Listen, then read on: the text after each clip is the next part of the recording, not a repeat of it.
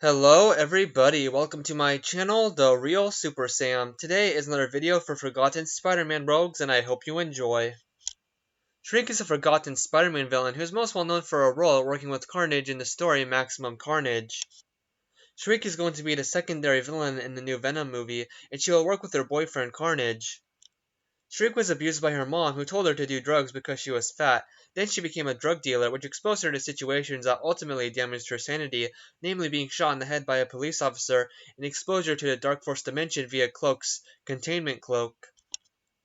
Her first appearance was in the first part of Maximum Carnage in Spider-Man Unlimited Issue 1.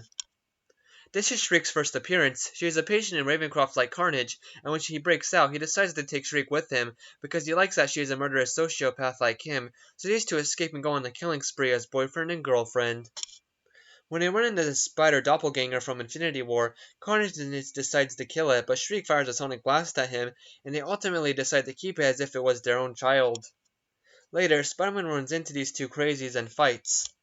Spider-Man easily manages to avoid her sonic blasts with ease, but she still gets away with Carnage at the end. She appeared in every issue during the storyline Maximum Carnage until Spectacular Spider-Man 203, which was part 13 of 14 of the story, her last one in Maximum Carnage. During the story, we learned that before Shriek got superpowers, she was beaten by the hero Cloak, and it must have changed her for the worst. She can't be held in Cloak's dark dimension now. And it's clear that she's in something of an abusive relationship with Carnage and all the other crazy villains she teams up with like Doppelganger and Carrion she sees as their children. Shriek has the power to unleash dark apathy. She can bring to light the dark side in people. When she does this and sees the heroes easily bring people back to the light, she complains that no heroes were there to help her as a kid. At the start of Maximum Carnage, Shriek apparently kills Dagger, but she returns and is the one who ultimately stops her. She gets defeated at the end, literally having all of her power taken out of her and knocking her out. Next, she was in a story for Web of Spider-Man Annual 10.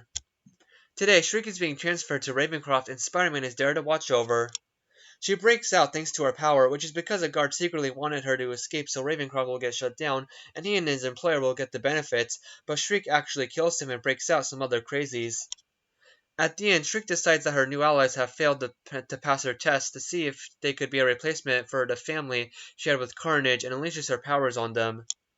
At the end, Spider-Man and John Jameson, who works at Ravencroft now, tranquilizes Shriek and puts her away in a special cell. While in her cell, Shriek marvels at how her powers have increased and vows to break free and manipulate her new boy toy, Spider-Man, again in the near future. And then she was in Amazing Spider-Man issues 390 through 393. Shriek is being shown to Dr. Malcolm McBride, the cured supervillain Carrion, from Maximum Carnage. Shriek sees Malcolm and realizes that's her, quote, baby and breaks out and kidnaps him. Spider-Man hears this and fights Shriek, which Shriek's sonic blasts, she knocks Spider-Man down.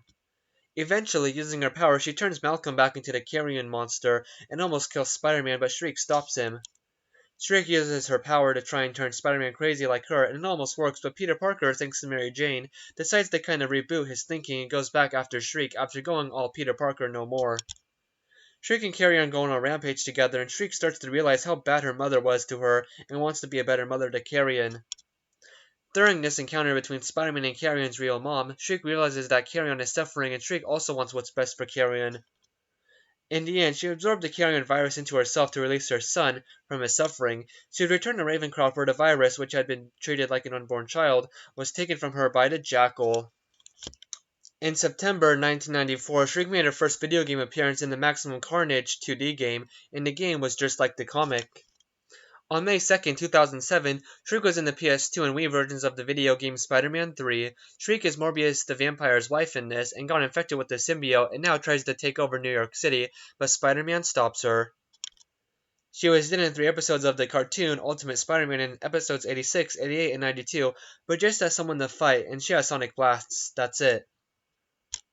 Her next big appearance was in Venom issues 157 and 158. Shriek and Kraven the Hunter are working together to get Venom. Shriek easily gets taken out quickly by Venom though. Her last appearance was in Absolute Carnage Lethal Protectors issue 1, August 28, 2019. Carnage reunites with Shriek and he kills her by breaking her neck, and she is being used as a sacrifice to bring back the villain Demogoblin. After learning everything about Shriek, I love this character, maybe one of my top 10 female supervillains now. She's a super dark rogue and her history is something I've never seen in the comics before. My favorite story with her is in Shrieking, and that's her main master plan and character development one, so that's good. Hopefully in a new movie, they give her enough screen time to show all the stuff about her. With another Forgotten Spider-Man Rogue video in the bag, thank you all for watching and have a great day.